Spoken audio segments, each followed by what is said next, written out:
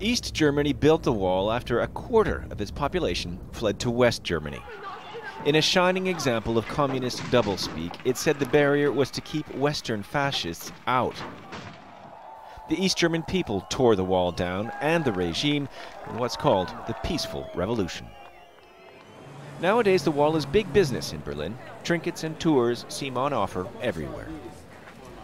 And then there's a checkpoint Charlie's side. The guardhouse isn't real, the soldiers are actors, but tourists still pay $3 to get their picture taken.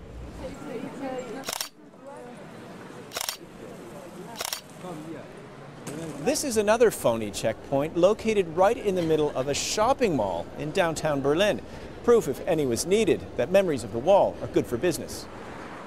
But the wall is also a cause for reflection about history and where the world is going now. If you're German, it's almost a place of pilgrimage.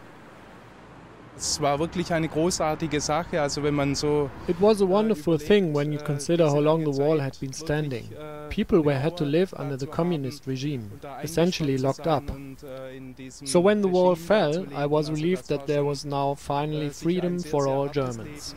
For some tourists, the wall is a cause for faith in the future, because so few thought a quarter century ago that it would ever fall. And then it came down, so it's actually hopeful that perhaps Hong Kong or China or other parts of the world that are suffering such a system or in a very bad position, it's actually hopeful for them because there's an example set.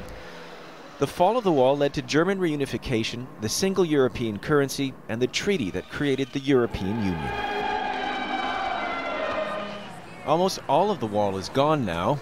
Some fear its lessons are at risk of disappearing as well. And there is a danger of that complacency falling back. We've had a relative peace and stability for so long, and you can see with Ukraine, you can see with, events over there that that's not to be taken for granted.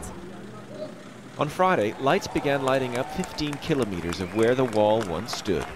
An art project that's part of the commemoration.